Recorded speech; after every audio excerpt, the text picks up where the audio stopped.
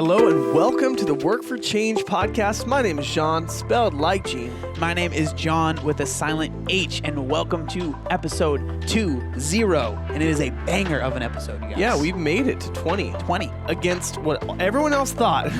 Against all the haters that didn't believe in us. We made it to episode 20. So take that. Take that, haters. And now it's our last episode. No, Yeah. just kidding. We keep on making that joke. And, It's not funny. It's less funny every time we make it. Yeah, but 20 episodes in and we're still making it. Okay, so we are very excited about this episode because we have multiple-time Fittest Man on Earth, three-time champ, Mat Fraser. Yep. I still can't believe that we did this. So cool. Yeah, I mean, we were like before the interview, we were talking about just like the just have the audacity to ask, because what's the worst thing that's going to happen? Yeah, so and the worst thing is he could have left us on red. Left us on red, yeah. So the way that this happened, just real quick, I was watching a video from my friend Craig, and he was interviewing Chris Henshaw, and basically Chris Henshaw said something along the lines of he feels very lucky to be in the position that he's in, and a lot of it was because of asking. Right. And then I was like, okay, then I'm going to ask Mat Fraser to be on the podcast. I sent him a message on Instagram. He doesn't follow me. It's not like we follow each other. So in my head, he wasn't going to see it at all. And he ended up responding. That's literally how this happened. And then that was yesterday. Yeah. So it was yesterday. And then he said, day. I can do it tomorrow. And we said, yes, sir. Let's do it. Yeah. So, I mean, it's super cool. And we were just talking about like what. So if you're listening, like, and you're afraid of doing something, just ask. Mm-hmm. Just ask. What's the worst that can happen? Yeah. Leave you on red. And, you know, sometimes it sucks to be left on red, but it's not. It's not the end of the world. It's not. Yeah. Exactly. And this is a good episode. We talk about a lot of things. Yeah, and we were able to get into like a lot of like current issues, talking about how he feels he's doing in the Open this year, how he feels about the new CrossFit Games format, and then we also talk about things that maybe he hasn't talked about in a long time, like his back injury. He broke his back 2 times in 2 places. Yeah, in 2 places, and so. Being able to really hear about just how he recovers, how he comes back from falling behind, and then also how he's dealing with all the changes that are going on in the CrossFit Games format. It's a very timely interview in that sense, but also I really feel like it talks a lot about his heart with the sport, and Sammy and F-16s. Yeah, and we also get into the general perception of him by the media. Before was very like, he doesn't talk that much. He's very kind of like, I'm a man's man, and but it's just not the case, and you guys will see that in the interview. Obviously, you'll see how he's a complete, just super nice guy and very, very talkative, and it was a lot of fun, and I'm really excited for you guys to listen to this. Yeah, and then I think the climax of the episode was where I was telling everyone and told Mat Fraser that I beat my brother in a workout. So okay, let's get into the episode. Can't get much better than letting Mat Fraser know that you beat your brother in a snatch. Also, I let him know that I am beating John 2-0 in the Open so far this year. All right, thank you guys so much for tuning in to episode 20 of the Work for Change podcast. Hope you enjoy.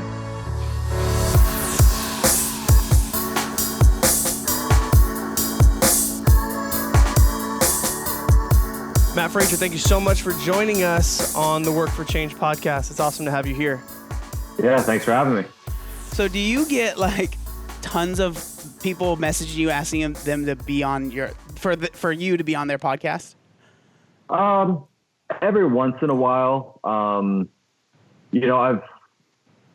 a lot of I look back on a lot of the work that the people have done, and, if it's just like a tabloid type thing where they're trying to get you to say something incorrectly and, make a story out of it just to get clickbait out of it, I just kind of scroll by, but, if the people are putting out good content and I like the message that they're putting out, then I'll usually try to make time for it. Yeah, that's interesting because you probably do have to deal with. I would assume being whatever you want to say, a bigger name in CrossFit or whatever, just in the sport in general. There's probably, I'm assuming you probably get messages from fans and people that are like excited to talk to you that would like to have you on their podcast because they're genuinely interested in you and they like what you do. But then there's like the opposite side of it, which are people that are maybe not the biggest fans of CrossFit that are like, I'm going to try and put this guy in a corner and like get him to say something. It's a lot easier to take a clip out of context and turn it into something controversial that's going to get a lot of clicks. Rather than putting in the effort, making good content and trying to tell a good story. So,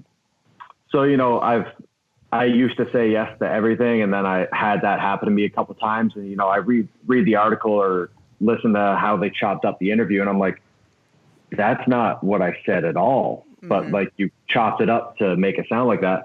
So, I can only control what I can control, and that's just making sure I'm putting myself in a position with good people. Mm-hmm. So if Jillian Michaels Oh my were to ask you to be on her podcast, totally best podcast ever. 100%. Oh man, that made for some good comical content. Yes, I saw the memes coming up from that. Oh my gosh! And you can't do anything but just to see the funny side of it, and it made it for some great memes. And like, I remember seeing some of the stuff like Hepner was putting out, and I was gosh. Man, good. That's awesome. For like a week after that came out, I was just, every time I would grab a kettlebell, I would do the kettlebell swings the way that she was doing in those videos. Yeah. And I was just like, yeah, these are great. This is great form right here. You want to get your head as far through your legs as possible. Okay, so a lot of people, we know, like, we've heard kind of your athletic background coming from weightlifting and stuff like that. So we don't need to spend too much into like the origin story of how you got into CrossFit. Yeah. But one of the things that's kind of like glazed over that we wanted to talk about within that area is the reason you stopped weightlifting was because you broke your back? No. So actually, I put up a post recently, I saw that. Talking about my back injury, and so I've always thought, I talked about it a lot when I first got into CrossFit. And, I just assumed that everyone that knows me now knew me from the start. And then it became blatantly aware that that's not the case. It blew me away when I read that post. I was like, what the heck? I had no idea. Yeah. Yeah. Not many people, I got a lot of reactions of people surprised that they had no idea that happened. And yeah, so it was just an eye opener to me of like, oh man, like I haven't shared that story in a long time. But no, so I broke my back. It was, I want to say it was 2008. My timeline may be a little screwed up. I'm just terrible with dates, but I think it was 2008. I was 18 years old. So I was training for the Junior World Championships for Olympic weightlifting. I competed as a 77 kilo lifter. And, so the incident happened on two separate occasions. One of them, I was doing a heavy clean pull. It was probably 3 weeks before Junior Worlds. Big loud pop on my left side. I just dropped the bar, froze, and then was laid up for a couple days. So that was like an audible noise you heard. Oh, it was like a loud pop. Dang. And I immediately just froze. I didn't know what happened, but I knew it wasn't good, obviously. And I basically spent 3 days just in bed, couldn't move, couldn't walk, ate more ibuprofen in that 72 hours. And so anyways, once it kind of settled, like the inflammation went down, I was so close to competition, I just kept training. And it was okay if I didn't twist. If I kept everything in a straight line, it was fine. And then it was about 2 weeks before the competition. So, you're really hitting those heavy singles. And I was doing a max out day of back squatting, hit the bottom of the hole, heard the same pop out of the right side. And same thing, drop the bar, kind of everything swelled up so much I couldn't walk for a couple of days. And so, the rest of the training leading up to that competition was kind of written off. We were too close to competition for them to call the next alternate in line. So I ended up going to Romania and lifting. Oh my gosh. And so it was actually kind of, a lot of people know the name Danny Camargo. So he was actually the coach for that Junior World weightlifting team. And I remember I'd never met him before, and we're talking a couple of days before the competition, and he's like, all right, what type of attempts do you usually take? How do you like to warm up? What do you want me to say or do in the warm up area? All this. And I basically told him, I was like, hey man, my back is very injured. I my goal for this competition is to not bomb out. And he goes, okay, well, I'll do what I can to make sure that doesn't happen. Went out on the platform. I made one snatch, one clean and jerk.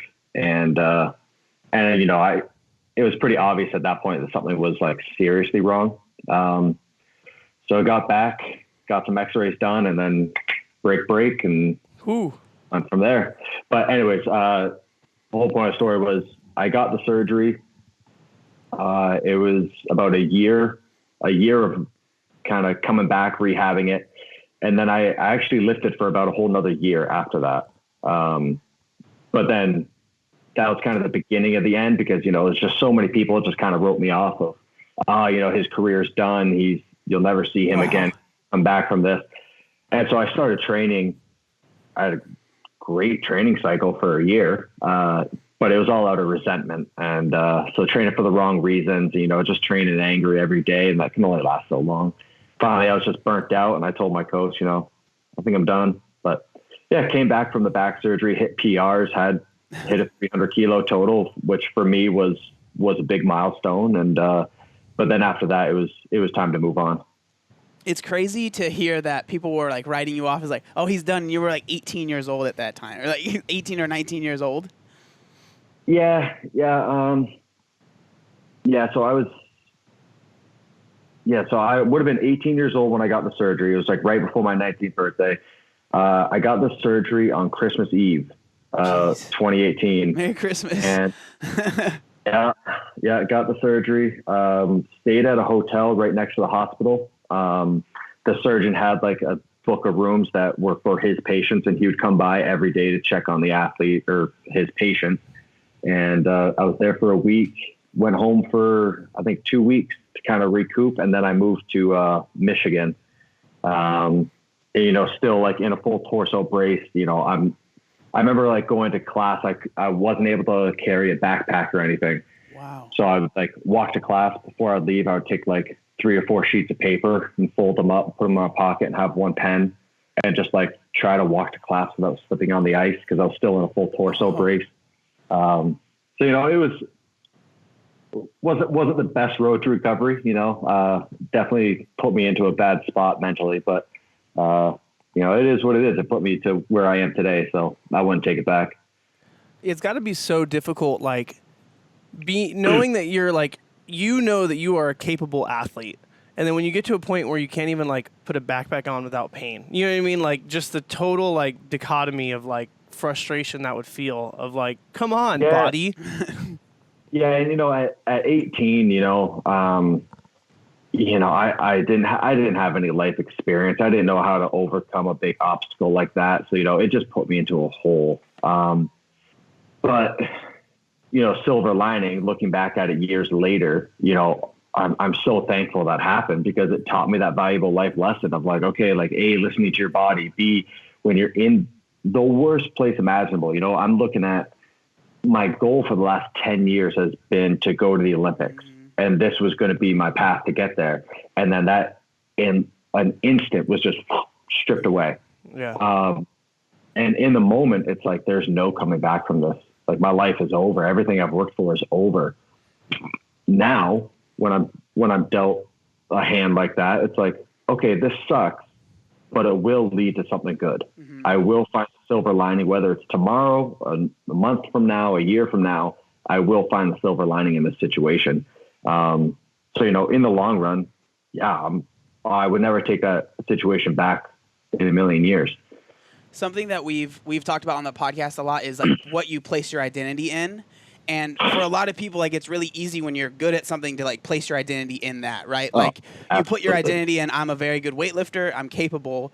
But it seems like now you've probably put your identity in other things that aren't even related to like your physical endeavors, you know, and like being a good boyfriend and things like that, you know, like being a good person in general.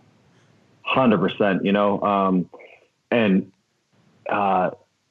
it wasn't so much like the identity that I had from weightlifting was still there when I was coming back from the rehab and all that stuff. The hardest part was when I stopped weightlifting, because, you know, all through high school, I was winning school age national championships, junior national championships. You know, I was known in my network as the weightlifter. I was the one that was the Olympic hopeful. So when I laid down my cards in the weightlifting, you know, I was at the age where all my friends were graduating college. You know, they all had their own places, all this stuff. And then I moved back home, and I moved back into the bedroom that I grew up in. Mm-hmm. And I started going to UVM to like basically start my college career. And it's like, I was like 23, 24 years old, basically starting what all my friends and peers had finished already. Oh, that was a shot to the ego. Like it was a dose of reality. Of basically like everything I've worked for the last 10 years is gone.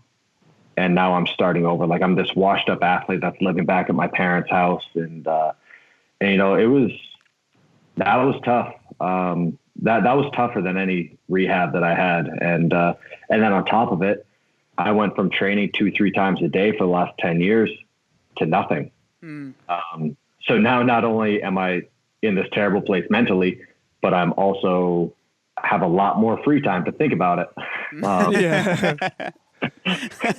Yeah. That's when, is that when the Ben and Jerry's every night came into play? Yeah. I've like, I love food. I love it. And I think there was a dose of, so I was living up with my parents, and I think there was a dose of like, they saw like how sad I was constantly. And so my mom was like trying to like cheer me up, like, and she saw how happy food made me. So it was like, she would get these like, it was a full rack of ribs that were like pre-cooked in like, and so you literally just put them in the oven for like 10 minutes to heat them up. And it was multiple times a week I would have a full rack of ribs and a pint of Ben & Jerry's at dinner. And, it's that instant gratification of like, ribs make me happy. Ice cream makes me happy. But then an hour later, you just hate yourself even more because you're just yourself. I know how that is. It's crazy to think, because you see like in like America, obviously NFL is like the biggest sport. And you always see like the guys that like retire or whatever. 6 years down the road, you're like, whoa, this person's like put on so much weight. It's crazy how fast that really can happen. Especially when you're used to training, like you said, 2 times a day and like burning thousands of calories. So you can eat anything. You don't even have to worry about it. I am the most guilty of that. I mean, even in the month after the games where, it's not even like I'll allow myself to eat what I want, stay up as late as I want, all this stuff. And it's just like letting your hair down, kicking your feet up, and just doing what you want and not feeling guilty about it. And then it's usually after like a week or two, I'm like, all right, like I'm tired of being tired. I want to go to bed at my bedtime, wake up at have a good diet so I feel good. And it's like I almost force myself to keep eating like shit. I like almost force myself to stay up late watching Netflix because I know in 6 months I'm going to want to do this. So I force myself to like just indulge to the point that it's like I'm excited to get back on my routine. I'm excited to start training again. And it's in that month, dude, I pack on weight. It's like I pack on weight quickly. And so it's been an eye opener of like, the day I retire, the day I hang it up, I can't just completely hang it up. I got to keep working out a little bit. Otherwise I'm going to balloon up. Mm-hmm. So that kind of, we're going to like just totally like kind of jump around areas. It's not going to follow like a nice timeline. The best podcast ever. Yeah. But that what makes me think of is we're in this new season, right? Things are totally different. Everything's changing. It's almost like, you secured your ticket to the CrossFit Games at the Dubai Championship. So it's almost like you have an off season, but you really don't, because you're still doing the Open, and then you have the games coming up.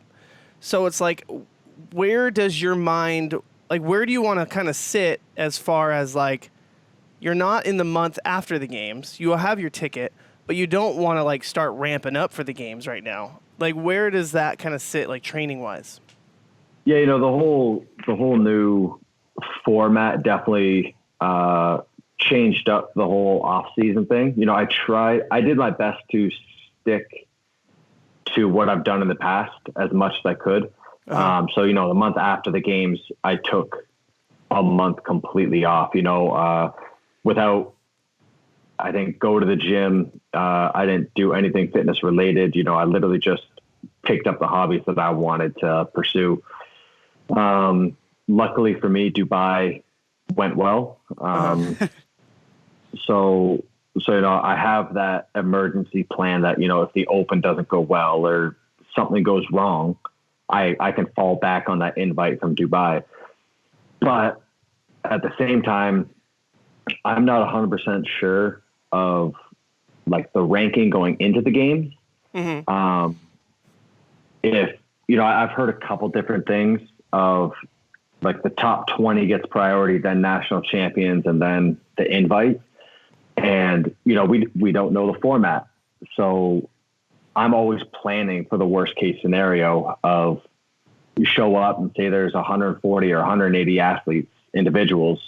And it's like, all right, everyone that got invited from a sanctioned event, you're in the first heat.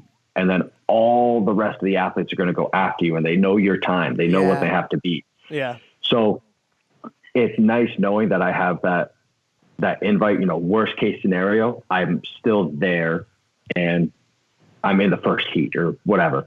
So, I would like to qualify out of the open as well. I'm trying to put myself in a position that no matter how they stack it, I'm still in a good position, but I don't really know. Yeah. Because I know like the whole CrossFit community, when the whole new rules were announced, or not even really announced, kind of announced or whatever, when everything was going on and everyone was confused, I know that everyone else kind of felt a certain way. They were kind of annoyed or upset. People that aren't going to the games, just, people like us that are just watching. What was going through your head? Like, do you remember what it was like what was going through your head when you first heard about things are going to be changing? No more regionals. That's completely gone. Like, I can only imagine being the champion, like. No, when the changes, when it was first announced that there are going to be changes, I think it was a little bit of anxiety of just like, whether it's change for good or bad, like I'd rather the devil I know than the devil I don't. Mm-hmm. So that, I think there was a bit of anxiety immediately with that, but then at the same time, almost immediately after, it was just like, nope, like I'm not going to be concerned about this. I will I'll make an attack plan when the changes are written down and definite.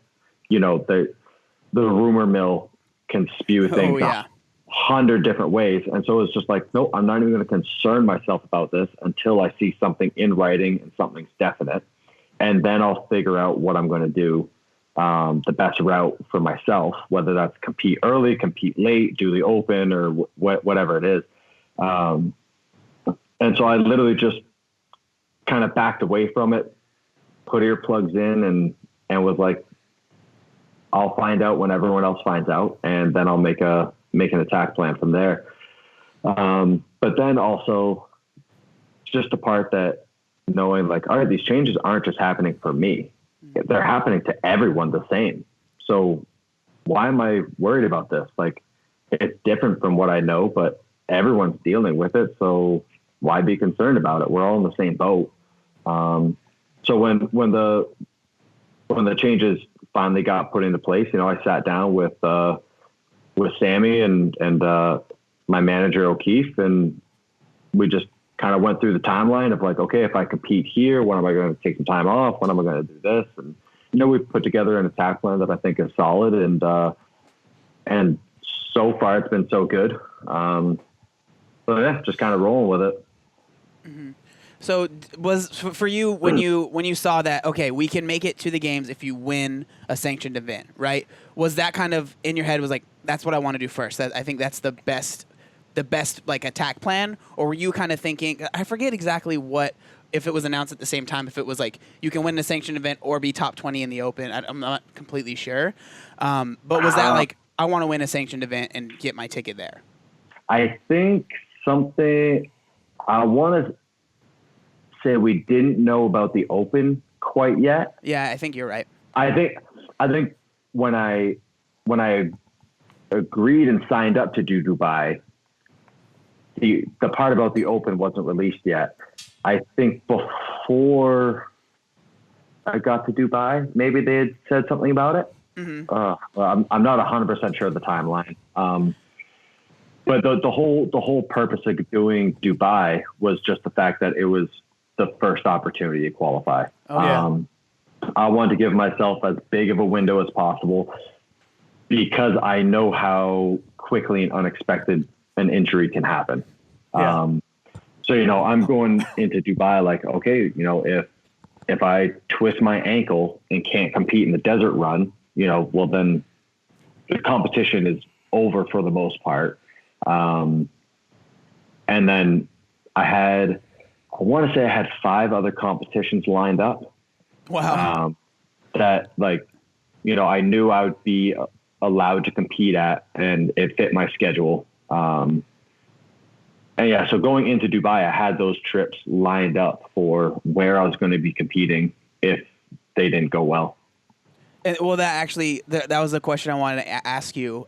Do you have any plans of competing at any other sanctioned events now that you have your ticket, or are you done? Right now, I'm planning on doing the Rogue Invitational. Oh yeah, okay. But I think that's probably the only one I'll be looking at. It just lined up well with. There's a lot of factors I looked at. It lined up well with the timing that I'm used to with regionals, and the big part is I trust that they are going to put on a phenomenal event. Mm-hmm. Like it's going to be run on a schedule. Like that's one thing that they're not going to we're just delayed, so just warm up again in an hour type thing. Yeah. They have a ton of experience with being in CrossFit, so I'm sure the events are going to be amazing. It's going to be all proper equipment, and they're looking to put on a good show. So with all those different factors, it just and another big part is that I can drive there. So it's about a 6-hour drive, I think. So it just makes life easier to be able to drive there, have your own car. We'll probably get an Airbnb or something, so Sammy can keep cooking, and I won't be off my regular schedule. Yeah, the Rogue Invitational just looks fun. Like that looks like one that would be fun to just go to as like a spectator as well, just because of the amount of athletes they have, and they have that. What are they calling the it? Masters of CrossFit. I don't think it's called Masters. It's something else. Legends or something like that. Legends event. I like that. I think that's really cool. That's gonna be sick because I know people that haven't competed in years are competing and are super stoked to watch the Legends event. I keep fairly good contact with Jason Khalipa, and I know he's getting ready for the Legends event, and he's sending me workouts and his time. He's go do this workout. Let me know what your time is. And he's asking me to send him workouts with my times, and so but even guys like Spieler and Tommy Hackenbrook, when I first got in, those guys, they were it. And I've always loved watching Hackenbrook compete. The dude is a freak. And so I'm excited to watch him just throw down and just hopefully be his own self and just kill it on the competition floor. Mm.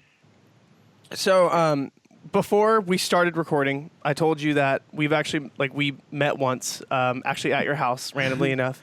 And you were there, as we said before. As we said before, yeah. But I remember during that conversation, I was kind of like, oh man, Mat Fraser, he's really standoffish. He really doesn't care about talking to people. You know what I mean? Kind of like that vibe was not, it wasn't your fault, right? You weren't putting out this I don't want people to like me. It's just that you were always being filmed at your most intense times or interviewed. Yeah, I mean, I guess like, yes, it is my fault. That is the vibe I was putting out, but it's like when I'm at a competition, like I'm there to compete, you know? You're there to win. You're there to like, yeah. And I mean, there's no winning in that situation. You know, if I'm focused on competing and don't want to talk to anyone, then it's like, oh, he's standoffish. He doesn't care. Like he's just being a prick. And then if I'm on the starting mat waving to everyone's like, yo, focus on the competition. Stop being a crowd pleaser. You know, there's no winning in that situation. That's a good point. But like, honestly, we were like in your garage. You just finished working out, and we all like sat there for like 3 hours, just like literally just chatting it up. And it was like, it was pretty much basically what you said is like, if I'm on the competition floor, you're quiet, but like start talking to you like in a like at your house or whatever. It's just like you're a much different. It's like a much different persona. And so the reason I bring that up is because I feel like with this new, like with media being more dispersed, right? A lot more people have access to cameras. A lot more people have access to, like you did the podcast, or not podcast, but the video with Craig, you know? Yeah. And then you also did the video with like Arm & Hammer. Like you've been able to kind of... Buttery Bros. Yeah, exactly. Like... It's been able to see like a different side, not a different side, but a different side of Matt Fraser. I think a big part of that with a lot of that content that came out, you know, I did one with Arm & Hammer. I did one with Craig. I've done, you know, I've been around Heber and Marsden a whole bunch. A lot of that came from me just being at Wadapalooza without competing. So, you know, I think that was the second time I've ever been to a competition without competing. Wow. You know, the first one was Granite Games a couple of years ago, and that was for a sponsor. And I literally was in and out in like a day, you know. But with Wadapalooza, I was there for a week and literally just hanging out. I literally went because I'm like, I want to see all these people that are at these competitions that, you know, I always get the text of like, hey man, we're going to be at the games, cheer for. I'm like, that's awesome. Thank you. I appreciate the support, but I won't see you until it's all over. And 99% of the time when I text them on Monday and I'm like, hey, competition's done. You want to hang out? They're like, dude, we left last night. Like we had to go back for work. Yeah. So going to Wadapalooza, it was funny. Like I didn't think I would have that much fun. I had the best time literally running around like a kid in a candy store, seeing all my friends and all these people that I haven't seen in so long, because it was my first time spending time at a competition without competing. And having like no nerves too. I feel like that would be, you don't have to worry about anything. So you're just like, hey. Yeah. You know, it was a very carefree week. But it was funny, you know, I was trying to watch all of the individual competition, and, you know, there's one, I'm standing like right at the railing watching the final heat of elite men go, and they're like 10 seconds, and Vellner starts like getting himself amped up, and my heart is just like, and I had to I'm like, I'm getting ready to go. No, just jump the fence. Yeah, I was like, no, you're not competing. Like you're here just to cheer and have fun. So, you know, it was different, and I can't wait to do it again. You know, it's just about when the time's right, and I'm, you know, I'm not concerned about training or getting like on my sleep schedule or anything like that. You know, I was literally just there being carefree and hanging out with friends. And one thing that's been cool for me, and I'm not sure if this is even like you're doing this on purpose or if it's just happening, but I feel like you've been a little bit more present on like social media and stuff like that. Just like doing things that are like fun things, like you've been doing the Q&As a little bit more. And those are so much fun to just like watch you do the Q&As and like watch because that's like, we're, you know, obviously we're fans, you know, so it's fun to. Well, I think a big piece of that was always just being like, I don't want to say I was self-conscious of, you know, what people saw of me, but it probably was a little bit of that. You know, even just posting about things that I'm passionate about, you know, things I love doing when I'm not training. And so like recently, like coffee, you know, I've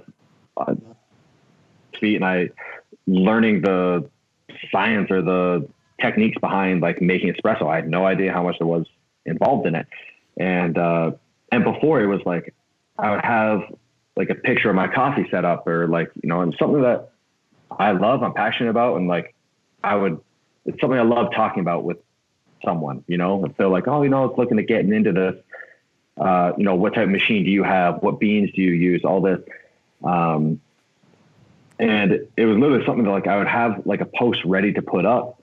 And then I would think like, wait, why would anyone care what coffee you're drinking? Like, and then I finally just got over that. And I was like, oh, I don't care if you like it or not. It's what I'm doing. It's what I like. And it's my Instagram page. So Yeah.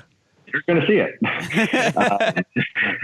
And so it was literally just stuff like that. And I think it was just the amount of positive feedback I got of, you know, like with the coffee posts of how many people I've seen that are like sharing, like they see something happening in the pour of my coffee and they're sending me suggestions of like, hey, try a finer grind. Hey, try this tamper, you know?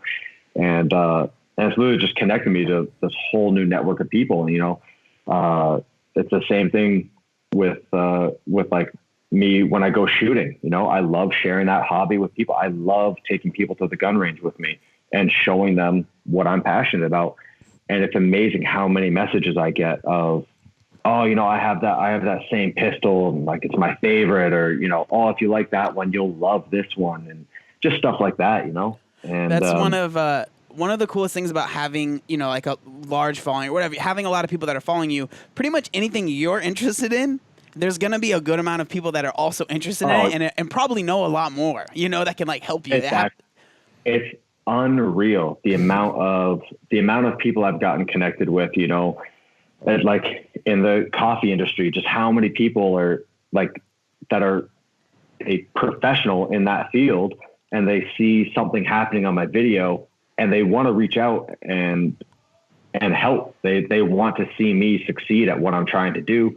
And so like, I'm literally talking to strangers constantly, and they're giving me their time to help me out, make a better cup of coffee. You know, who thought that would happen? Or even crazier, or even crazier, you get invited to fly in an F-16.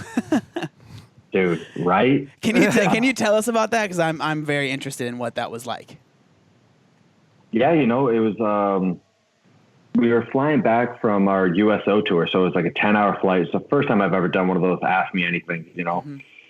I was prepared for it to go terribly. You know, I didn't know what type of questions were going to come in, and I got a lot of fun questions. You know, people just stuff that it gave me an excuse to share things that I normally wouldn't share, and it also like made me think and reflect on a lot of stuff of why I was doing something. You know. But anyways, one of the questions was, you know, you've gotten to do a lot of very cool things in the last couple of years. What are some things that are left on your bucket list? And I said, I want to ride a bull and I want to ride an F-16. And I could not believe the amount of messages I got of like, oh, I'll take you in mine. That's insane. I was like, what do you mean? And they were like, yeah, I got an F-16 right there. Like, I'll take you out whenever you want. Just chilling back there. I got like 4 or 5 messages. I was like, oh, I thought this would be much, much harder. Yeah. So anyways, it was a mutual friend. It was a friend of a friend that told my buddy Derek, like, hey, like send Matt my contact info. We'll line it up. And so, you know, I get in contact with her. She was one of the pilots for the Thunderbirds. And so I get talking with her, and she was like, yeah, like anytime you're in Vegas, like we'll line it up. I'm like, oh, I'm actually going to be in Vegas in like 3 weeks. Oh, nice. And it just worked out perfectly. You know, I was already going to be in Vegas for SHOT Show. And so I just took one of the days I was going to be at the show and just went and flew with them. And it was way cooler than I ever thought it would be. Yeah. It was, yeah. I can't even imagine like So was it, I'm assuming you've been on like a roller coaster at some point, right? Was it like similar to that, or was it like not even like so much worse or better? Not even a little bit. It was, there was not a single part of the flight where I thought like, yeah, this is what I expected. Like just when we got in the plane and we were like taxiing out, I was literally just giggling. Like I think I flip off his audio because I'm just like giggling to myself. But then every part, like we did every flip, turn, spin, like everything imaginable, you know, like from the takeoff. I think I was told we went from 200 feet. So we take off and I think you're going like 300 knots and he stays at 200 feet until he hits like 500 or 600 knots. And then he literally just puts the plane vertical. And, oh my gosh. And it was like, we went from 200 feet to 12,000 feet in 8 seconds or something like that. It was, whoa. And like, you're just looking straight up and like, you're trying to like look to the side to like see the ground just leaving. And then like you get to 12,000 feet and he flips it upside down, does a spin and you take off. But we went over like our own little valley and, you know, stuff like there's one highway that goes through the desert and he's just like diving right at it into a couple hundred feet over this highway. And I'm like, this is crazy, you know, flying through a canyon. So like you go through a canyon. So there's rocks on either side of you and he's just like 4Gs. And like shoots out, comes back in. It was unbelievable. And then at the very end of the flight, he was like, okay, you know, we got 5 minutes left before we have to head back. What was your favorite maneuver? We'll do it again. And I just said, like, I want you to pull as many G's as you can. Like, I don't care. Like, make me sick. Like, make me pass out. Whatever it is, I want to pull as many G's as you can. And he was like, okay. And he just takes the plane, flips it on its left side, and then he just goes, get ready to pull some G's. And then cranks back on it. And it was like, my vision just went like down to, it was like looking through a pinhole and it just, everything was black. And you know, like you're going through the breathing techniques to like, try not to like crush your chest and, just trying to stay conscious. And then as soon as he pulled out of it, you know, the vision just goes right back. And yeah, that was, I mean, it's crazy. You know, I watch the footage every once in a while. I'm just like, oh my God, that actually happened, you know? It's crazy to think that there's people that do that all the time. Like that's their job is to fly those things. Oh yeah. Wow. And it was really cool too, to see like the whole crew that's involved, you know, for every pilot, you know, there's like this whole network of people that make sure that flight happens, that the plane is flying the way it should, that the pilot has what they need. And, you know, seeing the whole crew and the teamwork that goes into it. You know, right after a couple of weeks after I flew with them, they flew over the Superbowl. Oh, wow. And there's only a few planes that fly, but then you see them all standing on the field during the Super Bowl and they go, you know, these are the people that just flew the F-16s over. And there's like this crowd of people and you're like, oh, okay. It's not just like the 6 or 7 pilots. There's this whole network of people that are making this happen. So yeah, I mean, it was there. The whole experience was crazy. I have one more question. I know we've been talking about this for a while, but when you were done flying, did you like feel weird getting out of the plane, or like for the rest of the day, did you feel off or? So, I have a buddy that's an F-16 pilot, and I told him, I'm like, dude, like I'm getting a flight, and he's like, oh, that's crazy. Like you're going to love it. And then it was later on in the conversation, I told him, all right, like, yeah, I'm doing the flight and then I'm going to a CrossFit gym and doing a workout with a bunch of the pilots and their spouses.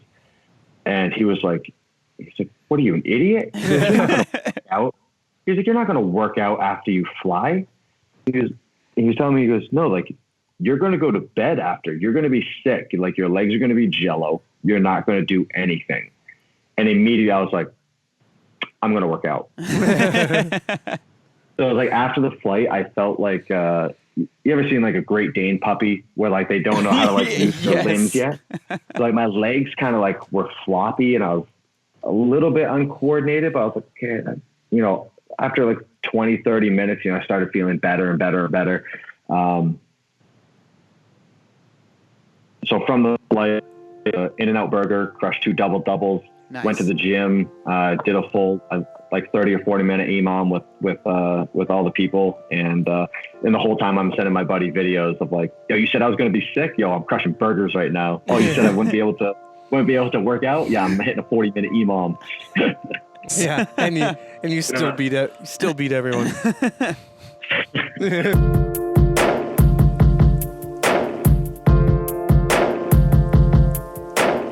All right, so a pretty cool piece of information is this episode is actually sponsored and brought to you by Viore Clothing.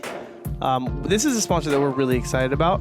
It was one that we actually reached out to them. Yep. Instead of it going the other way around, because we've been working out in their stuff for a couple months now. You've had their stuff a lot longer than I have. I've been wearing this stuff for over a year, easily. And then I started wearing their stuff because you gave me some hand-me-downs. Yep.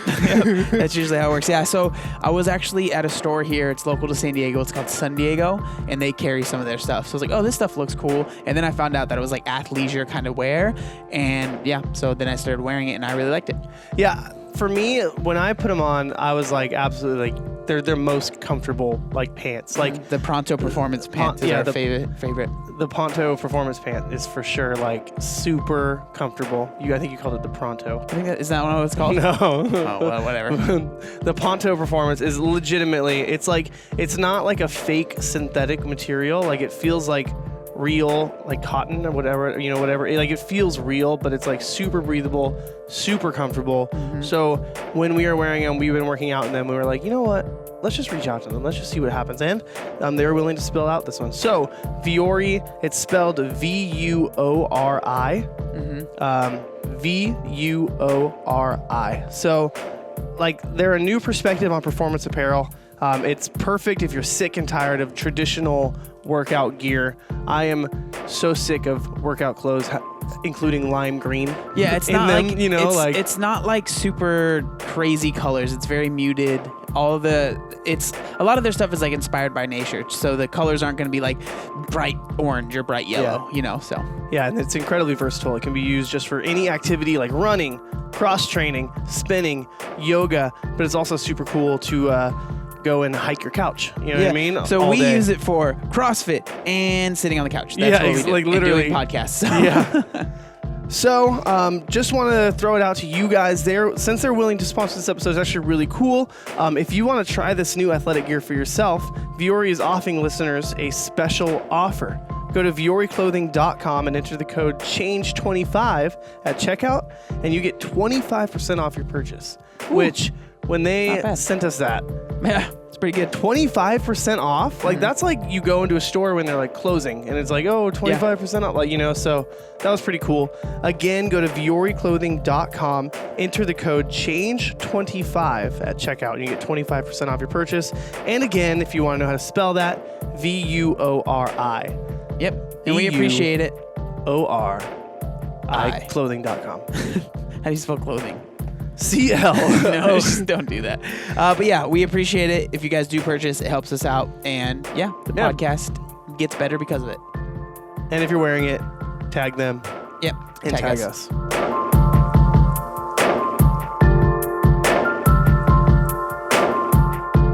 So, you were talking about like Airbnb, having Sammy there.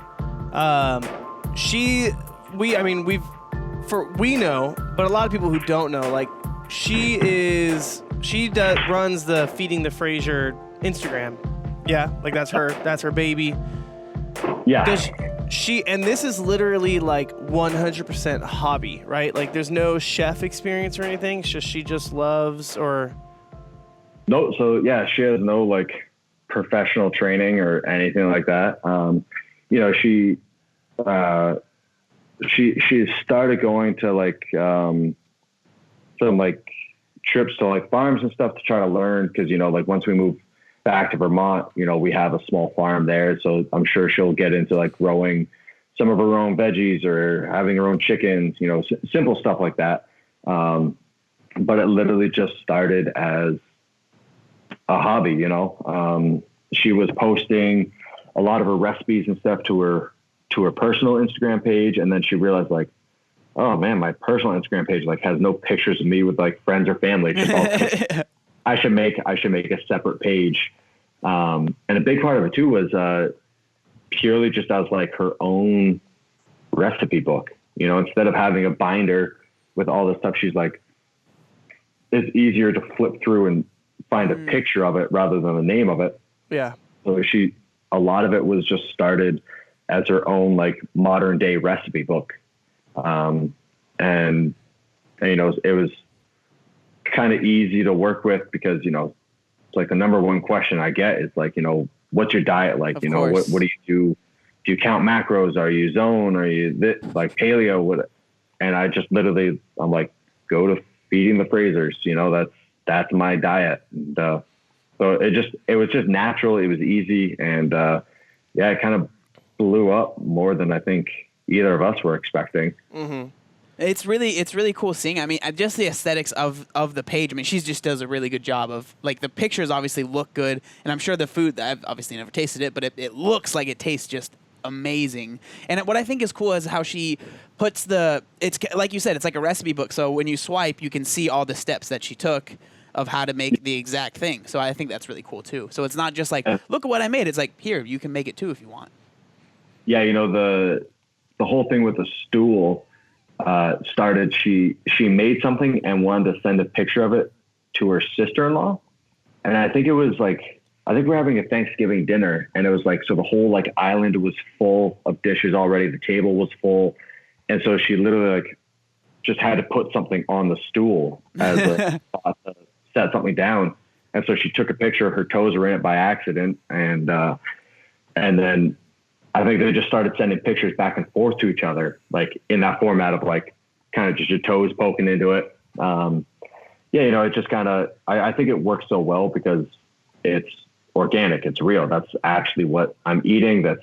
It's actually what she loves doing. And it's just like a cute format. So my fiance's name is Sam as well. And I always feel like it's somewhat, passive aggressive for me to be like at Sam on the Feeding the Frasers page. It was like, make this. I like this. Please make it. But whenever I go to like a sponsor thing where I'm like, you know, I'm just like hanging out in their booth, meeting fans and stuff, Sammy's usually not far away. You know, she's usually nearby. And so 90% of people that know me know Sammy, and she gets comments all the time from like the wives. They're like, oh, as soon as you made that page, my husband started like asking me to make bagels. Like, thanks a lot. Yeah. Yeah, I always look at the food. I'm like, well, that looks good while I'm eating my oatmeal. I'm like, yeah, I'll never get there. Oh, it is pathetic when Sammy's out of town for work or something, and I'm left to fend for myself. I'm like an 8-year-old child. I literally cereal and ramen noodles. Dude, mini wheats and ramen noodle for like a week straight. I remember she was on a work trip for like 6 days, and you know, all of her friends, I know them pretty well, and they know when Sammy's out of town, I just don't eat. You know, they're asking her like, oh, like what's Matt's diet like this week? Is he alive? And she'll literally text me like 2 days, 3 days into the trip, like, Matt, are you eating? And I'm like, yeah, I'm eating. She's like, what'd you have for breakfast? I'm like, mini wheats. Okay. What'd you have for lunch? I'm like, mini wheats. She's like, oh my God. Like, yeah, but you know, it's like I went and got the milk. I'm pretty proud of myself. Yeah. It was the last trip. I think, where was she? She was in Paris for a couple of days. And, you know, like I literally had to start texting her. I'm like, Sammy, I'm out of food. Like there's nothing in the house to eat. Like it's not like there's stuff I just don't want to eat. I'm like, the fridge is empty. It's condiments in there. And she's like, go to the grocery store. I'm like, I don't know where it is. The what? I don't understand. Yeah, she has this app where she can order groceries online and they get delivered to the house. And so she was like, "Oh my God, you're useless." And she just like ordered me a full order of groceries online, and they got delivered an hour later. And you take a picture of them. You're like, okay, but now they're not cooked. I don't understand what to do here. Where do these things go? Yeah. So when you guys do, or when she's cooking, when you guys are eating, it's not. You were saying like it's not a structured plan. It's just kind of like, ooh, this is good, I want it. Like, or this is good, or she like is like, I want to make this. Let me experiment. It doesn't like follow like a thing, Yeah. right? So I don't count calories or zone. I don't follow any specific diet.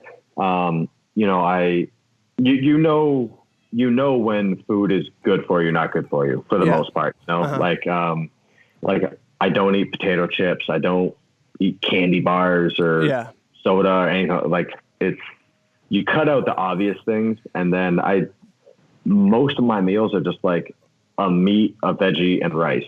Yeah. So most of like breakfast is super simple. It's like eggs, bacon, oatmeal type thing, and then meals after that are usually meat, veggie, rice. At certain points in the season, I have to like ask her like, please stop making cookies. Please stop making cheesecakes. So she never eats that stuff, but she'll literally make up like a full size cheesecake because she knows I love it. She wants to put it on her Instagram page, and she'll cook this in cheesecake, and then it's just her and I, and it's just sitting there. And I'm like, Sammy, like, you can't put this in front of me. Like, I will eat all of it. Yeah. So, you know, there's points in the season where like the little treats, I try to cut those out. But, you know, for the most part, it's just like, just work hard in the gym, and like, you know, when a food's good for you or bad for you. Like, so that goes. I try to stick to like the broad strokes of healthy. Yeah, and that kind of goes into like the next thing is like with the same, your training is also just kind of like you have an idea of what you want to train, and then you make workouts to do that, right? Like it's not like a, you know. I mean, yes and no. You know, I do a lot of self-analysis of, you know, okay, what are my weaknesses now? You know, I'm dealing with that a lot right now of stuff that, say, 3 years ago, it was a huge weakness. So I hammered, and then come around to the next year, it's like, okay, I don't need to do that movement for a while because now it's an outstanding strength. Yeah. But then that mentality is in my mind of like, oh, I don't need to work on that movement as much because it's a huge strength. Well, before you know it, 6 or 8 months has gone by and I haven't done it, or I haven't worked on it, and I jump into a workout and I just get bundled by it. And it's like, oh crap. Like, yeah, I need to maintain these things. So, you know, there are specific things that I follow programming for. You know, I work a lot and very closely with Chris Henshaw. So basically anything that involves lungs,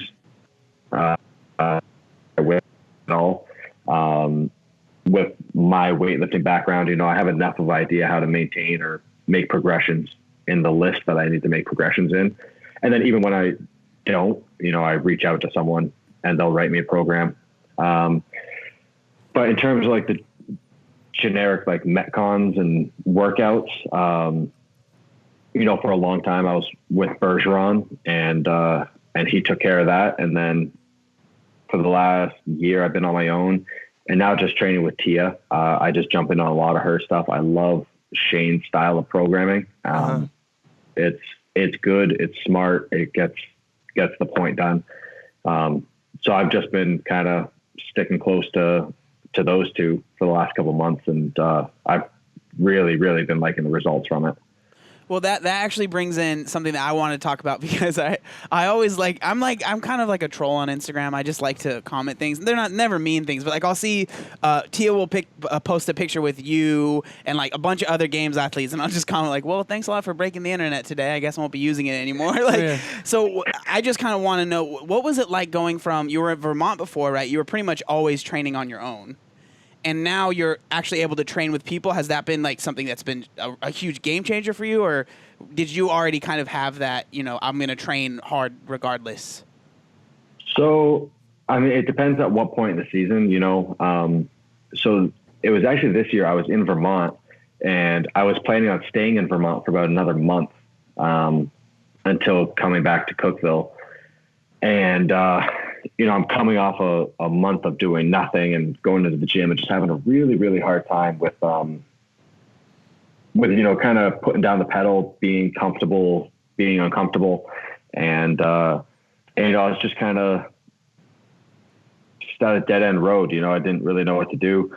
And so I've had up until this point, I've basically had zero contact with Tia, we've overlapped at the games, but that's literally we're walking to the competition floor, they're walking by, and it's like a high five, good luck, wow, whatever. So I literally, I got her phone number, and I remember I was out at my property, kind of just doing work and kind of in a tough place of trying to get motivated to train. And I just called her, said, hey, this is Matt. I was like, are you in Cookeville right now? She goes, yeah. She goes, are you training? She goes, yeah. All right, if I come back to Cookeville tomorrow, do you want to train together? She goes, yes, please, get down here. Went home, asked Sammy, hey, you good with moving back to Cookeville? She goes, yep. And so it was the next day we packed up the truck with what we wanted to take with us. And then the following day, it was a 17.5-hour drive. We went straight through. Oof. And then Tia and I have just been training together basically every day since then. And it's just I couldn't ask for a better dynamic for a training partner. Over the years, I've trained a lot with other games athletes. Going into competition, I've trained a lot more with the female side. And I think it's just a better dynamic because, they're not my competition. They're very capable. We're doing the same workouts, but there's not that concern. If Tia beat me in a workout, I'm not going home and oh my God, she's going to beat me next week at the competition. It's still she's on her side, I'm on my side. So, when I trained with Katrin for a couple of years, and same thing, last year before the games, Cara Webb stayed in Vermont, and we trained together every day for a couple of weeks, and the same thing. So with Tia, it's just a great training dynamic. Literally couldn't ask for better friends from her and Shane. They're over here all the time for dinner. Those two, Sam and I, hang out all the time. It's just a good vibe going out. Yeah, that totally makes sense, especially where you were talking about training with a female, because I can only imagine, no matter what, I feel if when I'm training with my brother, it's hard not to be I want to beat him. And that's all I care about, right? And so I can see how that would be. It's nice because you have someone to push you, but it's not mentally you're overthinking it at all. Yeah. Yeah. A lot of the male competitors, I'm good friends with them. And so it's in the off season, I love hanging out with them when we do overlap, or, training with them when we're not close to competition. But it's tough. It's tough because you want to be friends, but then it's well, we are competition, and so in training, it's you don't want to show your hand too much. Yeah. So yeah, getting close to competition, I think it's a lot easier. I think it's more on the mental side. In competition, I'm going full out. I want to beat Tia. The same thing when I train with Katrin. I want to beat Katrin. But if she does beat me, I'm not going home and losing sleep over the situation. Yeah. So it just makes life a little bit easier.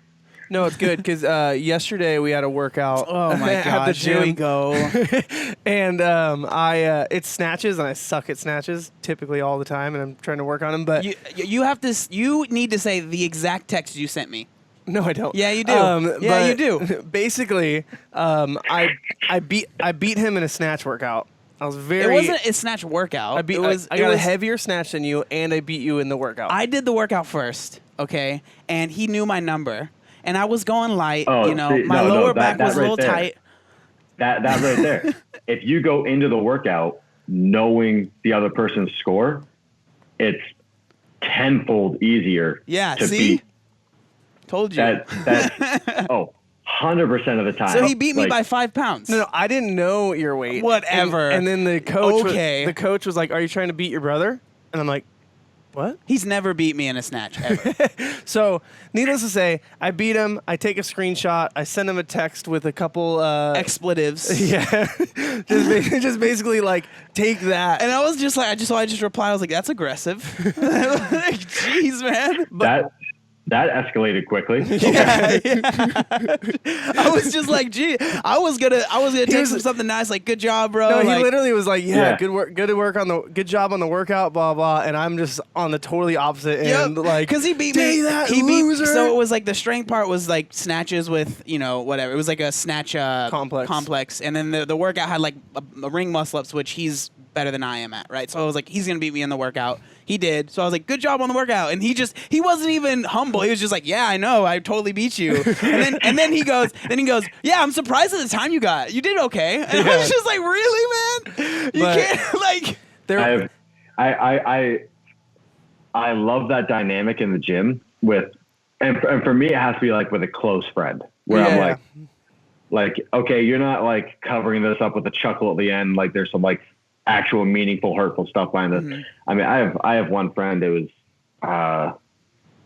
when was it? It was right after the 2015 games, and I'm in the gym. I'm getting back into training, and I didn't realize that at the time. I got diagnosed a little bit later. I had bronchitis, so like my lungs just aren't. I'm not getting oxygen, and then on top of it, I'm out of shape. And we did 2 workouts back to back that were very good movements for him. And after the second one, I'm bent over, I'm sucking wind. He beat me on both of them. And he's walking around the gym. He goes, "Oh, just call me Ben Smith, beating you in 2 workouts." And I'm like, "That's painful, man. Too that soon. Is so messed up." But yeah, just that trash talking. It's fun from time to time. Oh my gosh. Call me Ben I'm gonna Smith. use that next time I beat you at a workout. That's Dude, savage, dude. It was weeks after the games in 2015. My gosh. And he said it, and I was like, I was so taken back. I was like, wow. Jesus. Like in Step Brothers, like, "You don't say that." And then it was like, I forget what it was. It was like a week or 2 later, he what was it? He needed me to like drive to New Hampshire with him or something. So, it was like a 3 or 4 hour drive each way. And I was like, no, I'm not driving to New Hampshire. Like, I have stuff to do. Like, I'm not taking my full day to drive to New Hampshire for you. And he was like, "What the hell, man? I flew all the way to California to watch you fall off a rope." Oh my gosh. You should. Right, what time you pick? I was like, what time you picking me up? I'll go. You should have been like, "You should call Ben Smith. Maybe he'll take you." No, I get trash talk. It's good to put someone in their place every once in a while. Yeah. No, it's for us. So we've been doing CrossFit for a little, like 2.5 years. Yeah, right? almost 2.5 3 years. And John started, I don't know, like a month and a half before I did, right? So, and we're pretty close on a lot of movements, and so it's actually been really nice, like having the dynamic that we have, because it's like pushed both of us, I think, to be better. Yeah. But at the same time, it's like we're brothers, so there's not like you said, that venom behind like, "Oh, I beat you," and it's like, "I'm glad that I beat you," and you're worse than I am. It's like, no, we're brothers. We're gonna compete. I had to start doing a different programming for a little bit because he started getting like really good, and it was like getting in my head, and so I wasn't like doing workouts to get like the best stimulus or the best effect. It was like every workout I did was to beat him. Yeah. And so 100%. And like that's the big part of like training with another, like your competition is a lot of times it's like, I do a lot of workouts that it's like, I don't care about the score I get. I care about hitting the stimulus that I'm aiming for. I care about hitting the weakness that I'm trying to get better at. And if you're just always going for the top score, sometimes those other goals get thrown to the wayside. And it's like, well, getting the top score and beating your friend is usually way more gratifying. Oh yeah. That's why I like the open, because it's like, it's that number in paper that says I'm better than you are. So. Yeah, we're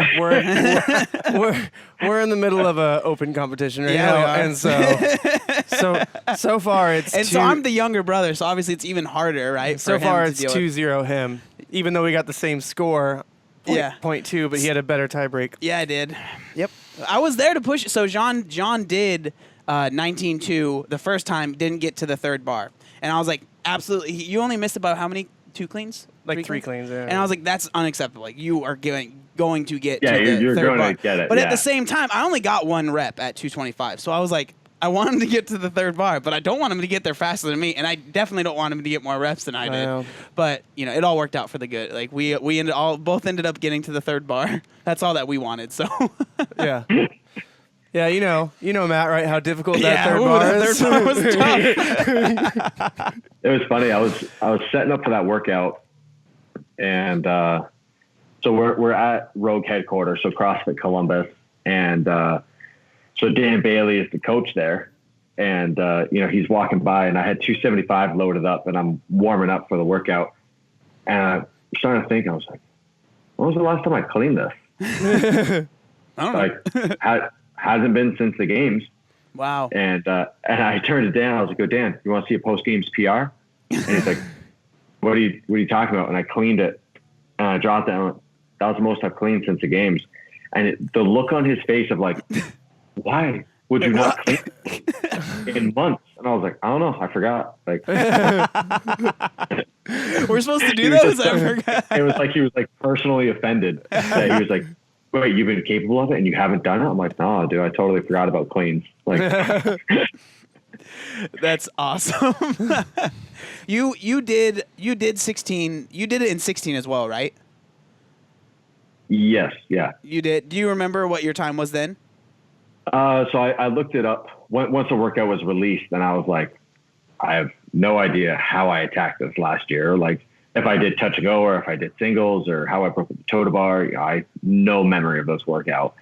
And so yeah, I pulled up my old video. And yeah, I think it was 2016. I finished at 7:30, and then this year I finished at 6:28. So a little bit over a minute faster. Nice. So I have I'm not sure if this Fairly is pleased with it. I'm not sure if this is a question that you can answer or even would want to, but like when it comes to it's nothing crazy. When it comes to the open, like if there was a workout that in your head you would be like, this would be the best case scenario, like my favorite workout that they would put in the open. Has there been one, or could you like think of one that would be like that? I would crush that for sure. I think in years past, I would probably have a list of workouts that I was like, yes, this is my wheelhouse. I want to do this again. I think a lot of the workouts that like I've won in the open, I've had a couple where I had the top time in the world, the top score in the world. I don't think many of them were ones I was expecting to do well on. Wow. And that's, there's like, I think back to like some of the workouts I did in like 2014, 2015, and like I couldn't touch the time I put up back then. But it's like, say in 2014, like my clean and jerk was outrageous. Well, odds are my 1,000-meter row weren't so hot. Yeah. And so now it's like back in 2014, it was like this, and then 15 was here, 16 was here, 17, 18. And so I'm just trying to get even keeled across them all. I don't like, there's some workouts from the open that I hope that I won worldwide and that I hope I never see again. Mm-hmm. They're just so painful, like, what was the one? It was, like thrusters and rowing. Like, I just remember the pain that came from that one. And it was like, I hope that never happens again, Yeah. That's like when 19.1 was announced. Like obviously there was like the whole deal. People were upset about the announcement. It's not as good, blah, blah, blah. For me, I've never really, the open announcements were cool to watch, but I was like, I just want to know the workout. Yeah. Like that's all I really care about. Like it's cool that they have the production, but I never really cared that much. So I was like, people were like, oh, the workout's so boring. Like it's not even be that crazy. And I was like, this is rowing and wall balls. This is going to be the most, and it was the most painful open workout for me, at least, because I like rowing, or I feel like I'm okay at it, and wall balls aren't that difficult, like the 20-pound wall ball for me. So I was like, I know that I can do well, but how well do I want to do? Like pretty much, how much pain do I want to put myself in? When that workout got released, I was relieved. There's a lot up in the air about the new season. How are they gonna do this stuff? And so there's obviously some concerns of like, is it gonna be gimmicky, or are they gonna try and do something new, and all that. And so when that workout got released, it was such a relief that it's like, okay, this is just a test of fitness, and when I saw that workout, I was like, no problem. I love rowing, love wall balls. I'm just going to crank this one out of a park. And then I did my first attempt, and oh my God, it was awful. And I was like, yep, underestimated that one. So I gave it a couple of days and then redid it with a whole new strategy. And I feel like I got a half respectable score. It's definitely not what I would put up for a score like week before the games type thing, but it held its own. But yeah, it was just a big relief to see the first workout, the second workout, that they're good tests of fitness. Yeah. Like it was like when I watched the open announcement, it's like, yeah, it can be cool to watch like a games athlete do it and see how they attack it type thing. But 99% of why I'm watching is I want to know the workout. I want just show me the workout so I can do it tomorrow type thing. Yeah. Yeah, for me, it's the kind of it was the same thing, like the relief, because a lot of people have been like, oh, they're going to start doing like all strict pull-ups and strict muscle-ups and strict handstand push-ups, or like, I don't know, like people were making the jokes about how the new CrossFit has like that like couch and like the whole setup. They're like, you're going to have to do med ball cleans and stuff like that. So like I was like kind of nervous. I was like, I don't know what to expect. And obviously there's 3 weeks left, so we still don't really know. But from the past 2 weeks, I've been like, it's pretty much the same, so that's been nice for me. Because like the only thing I'm nervous about is if they put pistols in, because I have really terrible ankle mobility, and I really, really hope they don't put those in. That's like the one thing I'm just like, please don't put pistols in. Because John would love that, because he can do them, so he'd beat me for sure. Yeah, I'm just waiting for the gymnastics workout so I can beat him. Depending on it. Oh, so I have a question. This is kind of off topic, but because I was talking about the mobility, was there ever, like when you first got like into CrossFit, or even now, like is there any like mobility things that you have to like make sure you stretch out, or anything like that you kind of like that you struggle with at all? When I first started doing CrossFit, I was way too flexible. Wow. Type of thing, like I could, if I were snatching without shoes on, I could touch my ass to the floor. Whoa. And then when I think it was, I obviously after the 2014 season, my 2015 season was terrible. I didn't do very many things correctly, and it was so much the mentality of like, oh, my flexibility is so good, I never have to touch it. My weightlifting is so good, I never have to touch it, which wasn't the case, so it was in the 2015 season, I had awful tendonitis in my elbows. Right after the 15 games, I couldn't go below parallel for like 3 or 4 months because my ankles hurt so bad. But it was kind of like, now I look back on it, it's like, yeah, of course. Why would I expect any different result? I'm like, I smashed myself in the gym and then took no care to warm up, cool down, do any body work. Like, why? Of course my body's revolting against me. I didn't take care of it.